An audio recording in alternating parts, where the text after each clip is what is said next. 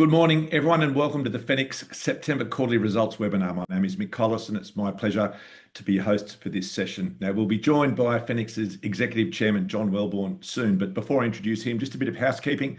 This webinar is being held using Automic's online marketing platform, which lets shareholders participate as well as ask questions. So you can submit them at any time. Just press on the Q&A icon at the bottom right of your screen. That will open a new screen. And at the bottom of that screen, there's a section where you can type your question. And can I just please ask, if you do ask a question, can you start by typing your shareholding SRN or HIN?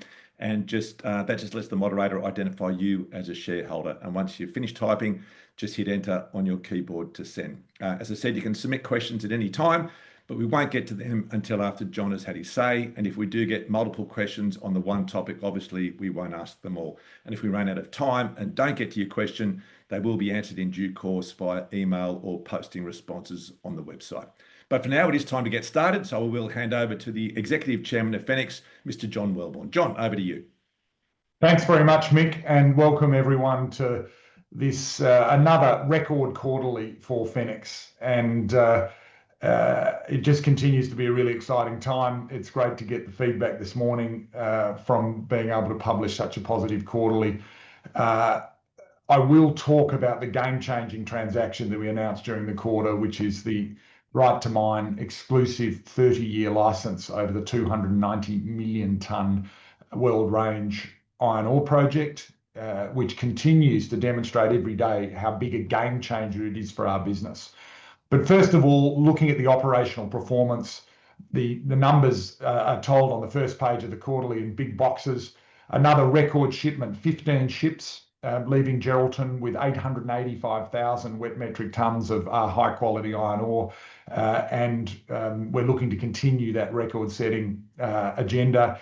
Very pleased to keep our costs, our C1 cash costs at Geraldton right in the middle of our guidance of between 70 Australian dollars and 80 Australian dollars. The performance average on the September quarter was 75.70 Australian dollars. And that's obviously all of our operating costs across our mining, our haulage, and our port business to get those great results. Given that our group average realised CFR landed price on that production was just under 150 Australian dollars, actually 147.60 dollars per dry metric tonne, it demonstrates that we're making a great margin in the current iron ore price environment.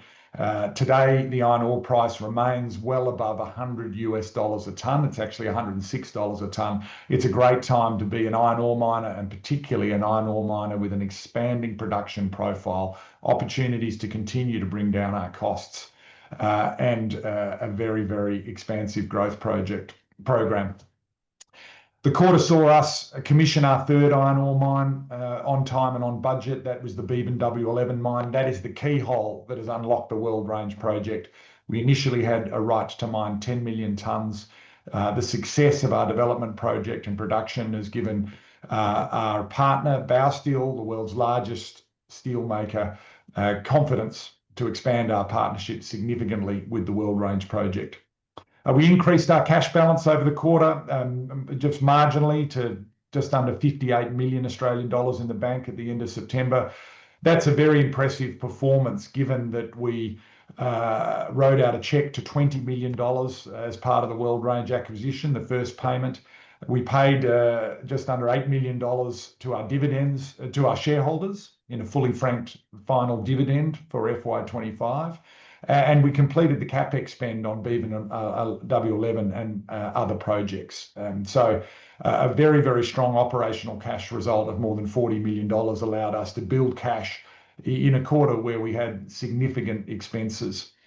Obviously, the operating performance allowed us to confirm our guidance for the current financial year, which is to produce 4 to 4.4 million tonnes and maintain those costs C1 FOB Geraldton between 70 and 80 dollars.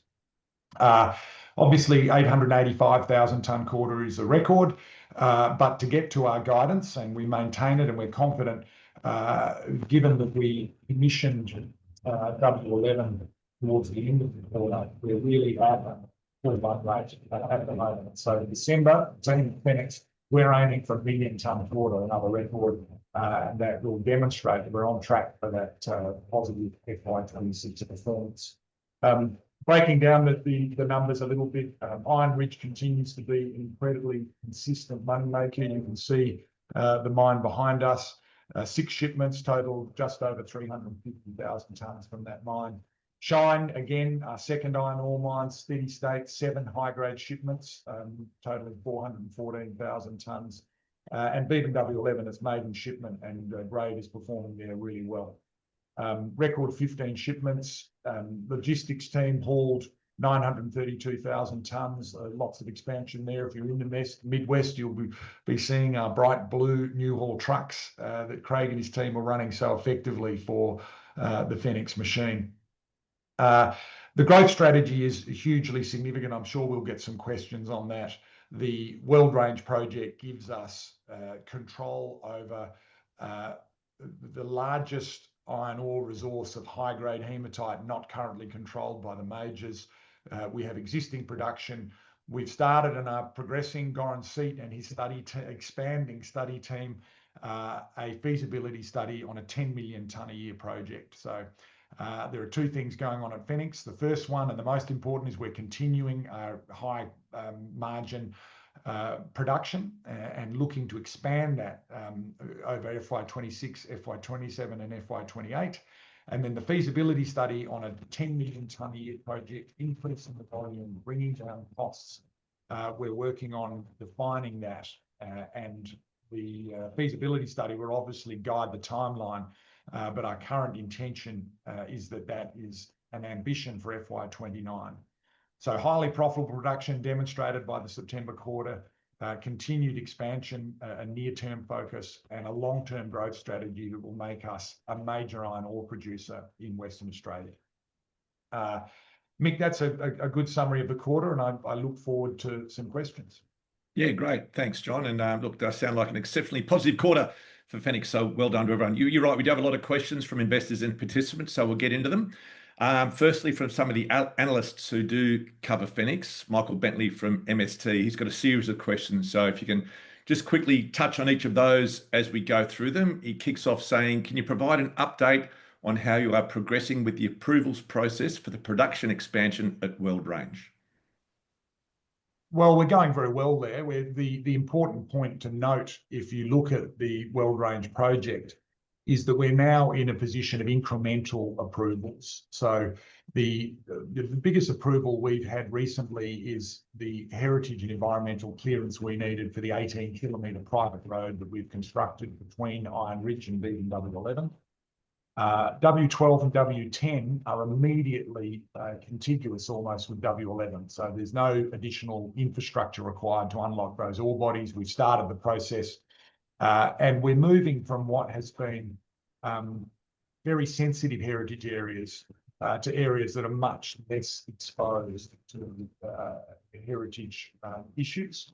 And so we see the approval process from here as straightforward for the expansion of our mining activities in the Beebyn and Madunga areas of the Weld Range project. And he says, in your early works on the Weld Range expansion, have you come across any surprises, good or bad, or are things tracking as you expect? I think there's a very exciting exploration upside. We've been looking at the Weld Range as the most obvious incremental expansion for Fenix for so long. And we've always knew that the Sinosteel and its forebears companies before the consolidation of the project has done extensive drilling and defined a series of really high-grade ore bodies. I think the geological review of the portfolio that we now control has been really exciting in terms of the further exploration potential there is, not just for bulk tonnes, but high-grade tonnes across the Weld Range. So that's a long-term positive surprise. I think also the opportunities we have to bring down our costs continue to be exciting. We're obviously now looking at product strategies as to how that comes together. So there haven't been any negative surprises. I've said to many people that I've underestimated how much of a game changer this project is, and almost on a daily basis we come across new opportunities around the strategic implications of having such a large portfolio matched with our capabilities. And just mentioning grade there, Michael says the grade for the Beeben first shipment was 62%. Is this the sort of grade we can expect for the near to medium term? It is in the near term. In fact,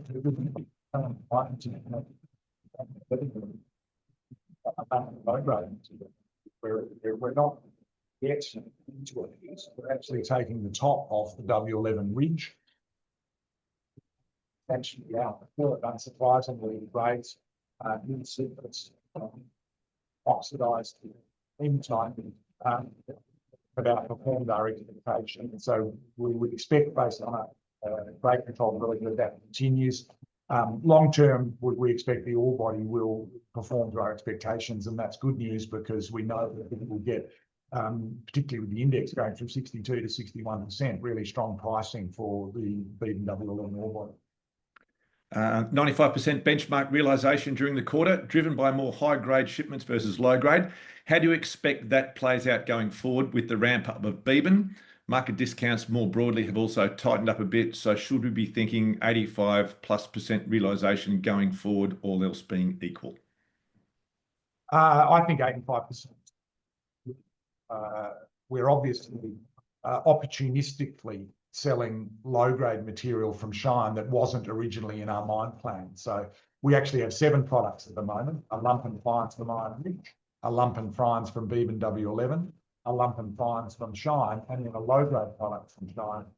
And that low-grade product is really an opportunistic plan to use our available capacity, and it also demonstrates the strong demand we see across the market for our high-grade products and all the way down to low-grade hematite products. That low-grade product from Shine is profitable, but it obviously brings down our average realised price across the tonnes we're shipping. In medium to long term, our expectations, particularly with the index coming from 62% to 61%, we will continue to aim to get index pricing, which is what obviously we have to do long term with the high-grade products from Iron Ridge. Customer acceptance we're getting for the quality and consistency of the product gives us confidence that we can target that going forward. As Michael points out, the discount on low grades, the spread between the market tightened up, and we're taking advantage of that. We're seeing premiums for products that used to be slightly. So, my expectation is that we will try and get very close to the index across as an average as we go from 4 to 5. And then just staying on Beeben, he asks, can you give us some guidance on the potential to increase production at Beeben W11 and what your strategy is there? The strategy has always been that Beeben represents an ore body that we can increase production on. We're working on updating the market on the exact mine closure plan for Iron Ridge as we come to the end of that mine during 2026. And similarly, we have a decision ahead of us on stage 2 at Shine.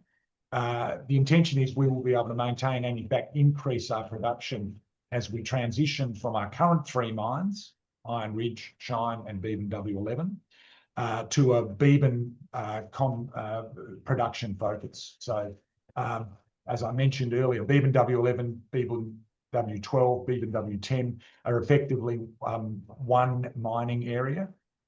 We'll have multiple pits there, but one crushing and screening operation and one ROM pad. And so that's why we've outsized the installed crushing and screening plant at Beeben W11. The feasibility study identified a 1.5 million tonne per annum mine, which allowed us to have a 6 or 7 year mine life based on the 10 million tonne right to mine. But we always designed the operation to be able to double and in fact increase production from Beeben W11. And we'll update the market on that transition as soon as we finalise those plans. But you can expect that we will be able to maintain or increase our current production for the foreseeable future based on those deposits and obviously the broader Beeben deposits. And that's before, obviously, we get down to Madunga, where we'll be able to increase to 10 million tonnes and perhaps beyond. Now, you mentioned in your prelude the cash costs for the quarter being bang in the middle of guidance for FY26. Is that with Beebyn having presumably a high cost quarter? And is it fair to say the costs should trend to the lower end of guidance, or can we expect that some increased costs from the other mines? It's a good question. Iron Ridge and Shine are going really well. Beebyn W11, the strip ratio at the start of the mine is effectively 1-to-1 because we're straight into the ore body. So although we do have higher costs because it's a startup mine, we did also have the advantage of currently a very low strip ratio. So we actually see costs on an average basis across our operations of staying about where they are because of that balancing factor. It was a great performance from the team. We continue to look at where we can control costs. And obviously, we will be aiming to bring them down from this quarter, but it is within our guidance, and that's the appropriate thought looking forward.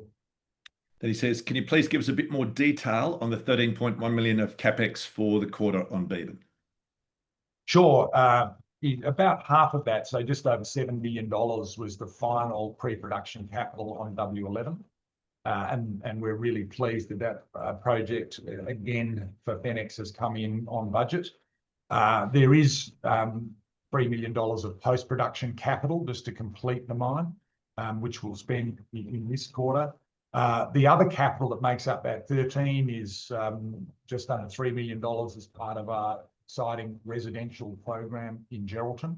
That's a really important project for Fenix. It's absolutely critical for our expansion plans and our employment base that we can house the new jobs and the new staff that we're employing.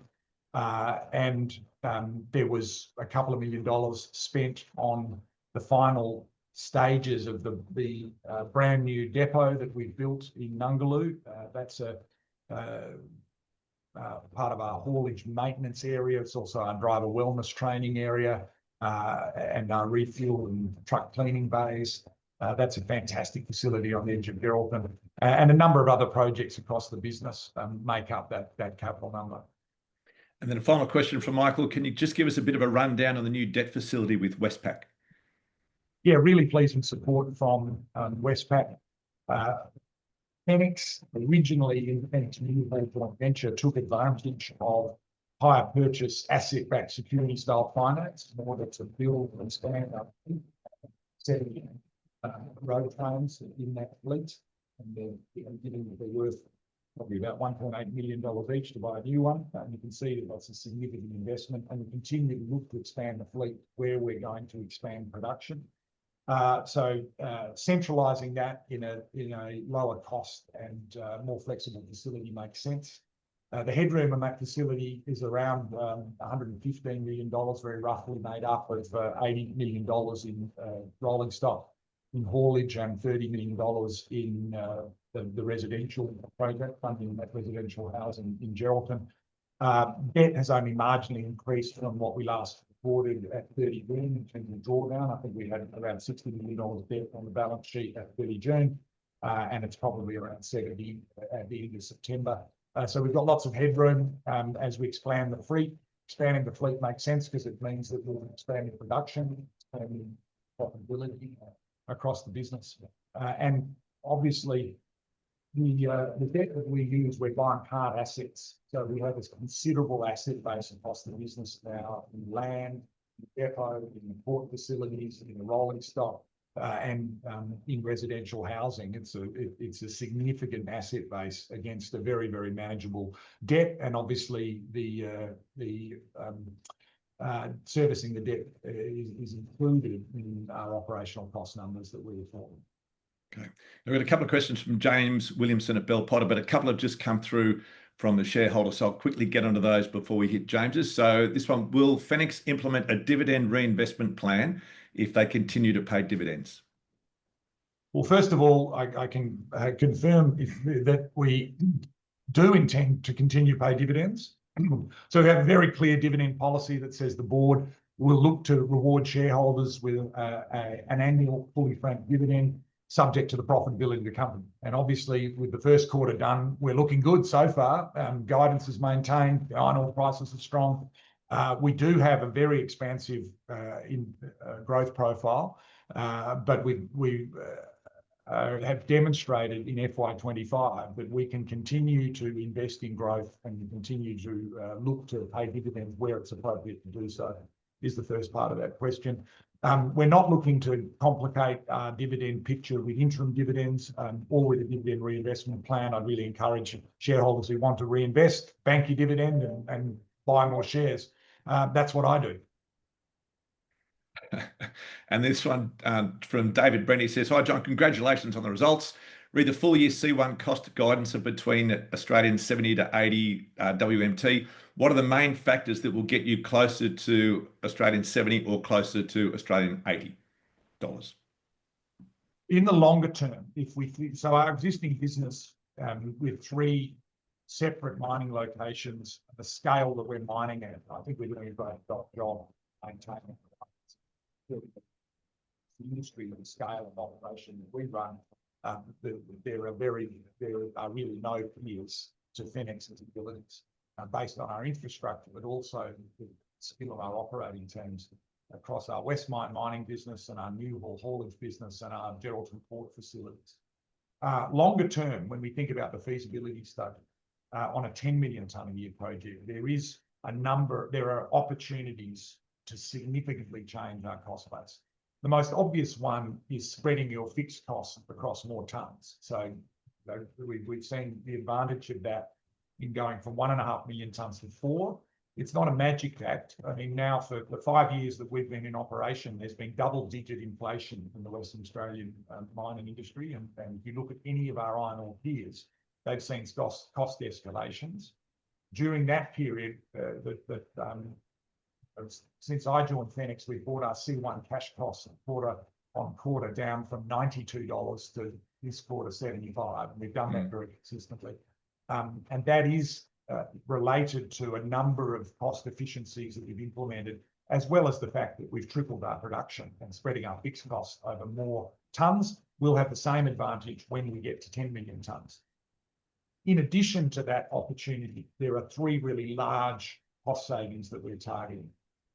One is larger scale mining activities. So if you think about centralising our mining in one area of Dividend, we use a bigger digger. So instead of having someone employed operating and burning diesel, operating a 100-tonne digger, we've got the same person employed using about the same amount of diesel with a 200-tonne digger. So moving twice as many tonnes out of the pit for a similar cost. So there's structural advantages to as we scale up our mining activities in the Weld Range, where we'll look to capture big cost savings. In our haulage business, we're currently running 150-odd tonne payloads on public roads. Our plan is to build a private haul road. It cuts in the order of 120 kilometres off the haulage route. So that's a direct saving. You're just driving less distance. We'll also look to use heavier scale gear in that project. So big savings in a key part of our cost, which is getting our iron ore from the Weld Range to port. And then in Geraldton, we ship in 60,000 tonne boats. So outside of our C1 cash cost, there's a $15-16 number, which is to get the product to our customers. And we've already trialled a transshipment model. We're looking at how we could actually, without fundamentally changing our port activities, using the existing infrastructure, have access to Cape-sized vessels and potentially, again, have a significant cost saving. So, that at the moment, if you add in our all-in costs, we believe we've got a break even against the index of about a $70 number. The feasibility study will answer how low we can go, but certainly there's an ambition that we could change that to be much more like a $50-55 number break even in a 10 million tonne a year business, which is very exciting because you can calculate the margin, times it by 10 million, and you get big numbers. So that's what excites everyone at Fenix about our feasibility study. We've got a great business at the moment. It's making really good money. We've got an even bigger one out there in the future. That's great. And John, your microphone drops out every now and then, so apologies to the people that are listening. It comes in and out, but it's been pretty good at the moment, but apologies, and we have noted that. So we'll move on to some questions now from James Williamson at Bell Potter.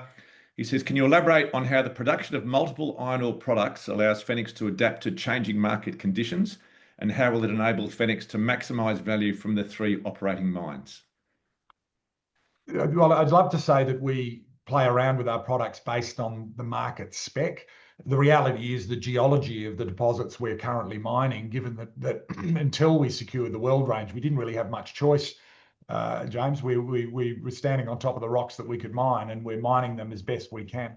And we're maximising the revenue by maximising our lump out of those three mines, and also, as we've demonstrated at Shine, creating new products where we can in the low grade from Shine. In terms of demand, we see strong pricing across the product spec at the moment.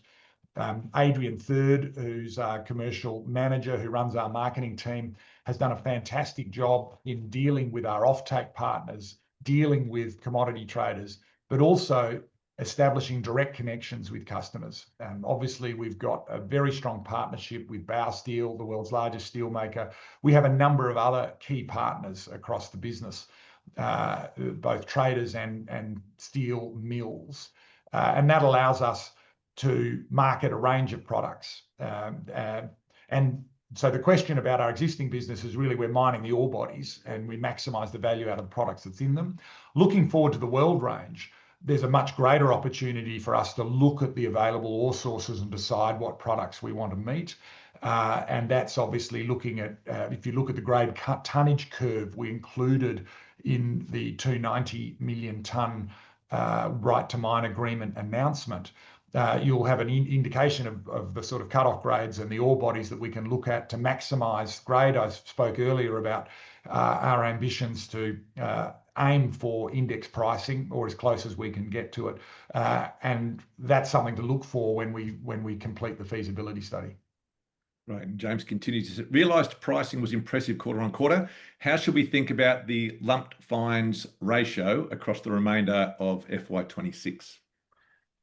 I think we're expecting that to be fairly consistent, 40% at Shine, hopefully a similar number at Beeb and W11. And the ratio at Shine really depends on how much space we have for additional low-grade shipments, which really augment our production. So we continue to see really strong lump quantities consistent with what the last couple of quarters have shown. You touched on some of these regarding the several cost reduction initiatives being explored, such as the use of transshipping, transporting your own diesel. How are the trials progressing? When can we expect outcomes? And what is the potential impact on the unit costs? Well, I described that earlier. When we expect outcomes is an interesting question, because most people who are completing a feasibility study then have to raise money and then have to build the project from the ground up. Obviously, we're already running a mine. First production was in December of 2020. And so opportunities like transshipment or incremental opportunities for Capex to OPEX trade-offs in our mining business, we can look to implement earlier than the planned construction and ramp up of a 10 million tonne per annum hauling operation. The team are very actively looking at that. As soon as we have clear guidance on the investments we're going to make and the returns we're going to make from them, we'll be updating the market. Suffice to say, we see opportunities to increase our current production and decrease our costs before we jump to 10 million tonnes per annum. So on the other side of the opportunities, what do you see as the key risks regarding the Weld Range Project and Fenix's pathway to 10 million tonnes per annum? And what is Fenix implementing to mitigate them? The flip side of what I've just said is to say the key driver of being able to boost our production to 10 million tonnes and potentially beyond is the transition from public haul roads to private haul roads, and potentially the transition at Riverdini or nearby to rail access into Geraldton. And so therefore the biggest risk to when that happens is how quickly we can decide on what the best plan is and then get approval for the construction. Now we've built two private haul roads in the Weld Range, albeit 12 kilometres and 18 kilometres.